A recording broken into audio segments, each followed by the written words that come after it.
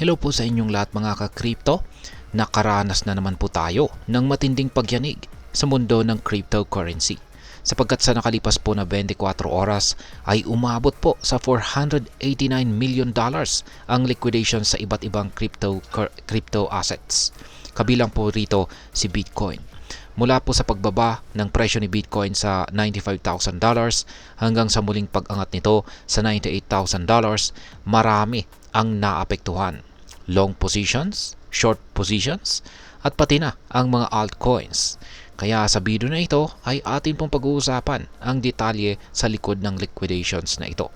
Kung bakit nangyari ito at ano ang ibig sabihin nito para sa atin bilang mga Pinoy crypto enthusiast. At ayan, bago po tayo magpatuloy ay nais ko lamang po munang bigyang linaw ang aking disclaimer kung saan ang nilalaman po ng video na ito ay hindi po ito isang financial advice. For education and information purposes lamang po ang layunin nito. Ano ang ibig sabihin ng liquidation at paano nga ba ito nangyayari? Unahin natin ang konsepto ng liquidation. Kapag ang isang trader ay nag-leverage o nangutang para sa kanilang position at ang market ay gumalaw laban sa kanilang prediction, ang liquidation ay nangyayari. Ibig sabihin ay isinasara ng exchange ang kanilang position upang maiwasan ang mas malaking pagkalugi or pagkatalo. Sa madaling salita, ito po ay ang automatic selling ng kanilang assets kapag hindi na sapat ang kanilang collateral. Sa nakalipas po na 24 oras, halos $490 million ang na-liquidate sa buong crypto market. Ang long positions, ito po yung mga traders na umaasa na tataas ang presyo, ay ang pinakamalaking naapektuhan rito kung saan ay umabot po sa $359 million ang total liquidations dito. Samantala, yung mga naka-short positions naman, ay ito naman po yung mga inaasahan nilang bababa ang presyo, ay umabot naman po sa $130 million ang total liquidations ng mga naka-short. Ngayon ay bakit bumagsak si Bitcoin sa presyong $95,000? Ang pagbagsak po ni Bitcoin mula sa $100,000 papunta sa $95,000 ay nagdulot po ng malaking pagkalugi or pagkatalo sa maraming mga traders. Ilan sa mga posibleng dahilan ng pagbaba ay ang profit taking o ang pagbebenta ng mga investors upang mag-lock in ang kanilang kita matapos po ang matinding pag-angat ng presyo kamakailan. Dagdag pa rito, ang market volatility ay naging pangunahing bagay, lalo na't ang si Bitcoin ay nasa ilalim ng malawakang pagmamanman sa gitna ng patuloy na pagbabago sa mga regulasyon at sentiment or damdamin ng crypto market. Kaya sa madaling salita ay marami pong nakatutok ngayon kay Bitcoin. Sa kabila nito ay nagkaroon din ng mabilis na recovery itong si Bitcoin. Muli po siyang umabot sa presyong $98,000. Ngunit ang biglaang pagbabago sa kanyang presyo ay nagdulot po ng malaking epekto sa mga positions ng mga traders. Ayan. Ngayon ay paano po naapektuhan ng liquidations ang ibang mga crypto assets? Hindi lang po si Bitcoin ang naapektuhan. Ang buong altcoin market ay nakaranas din ng matinding liquidation.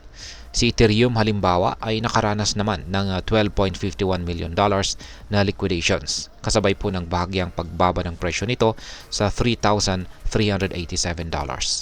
Sa kabilang banda, ang Sandbox naman ay nakakita ng positibong paggalaw. Tumaas po ito ng 33.39% sa kanyang presyo at nagkaroon po ng $14.33 million na liquidations.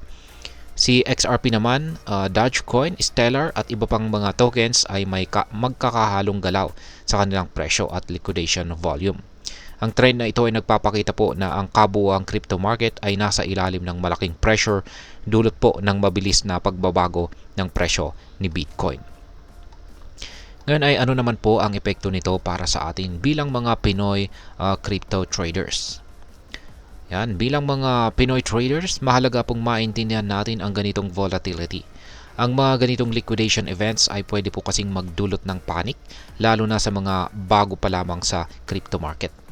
Kung ikaw ay isang long-term investor, maaring tingnan mo ito bilang oportunidad na bumili ng crypto sa mas mababang presyo.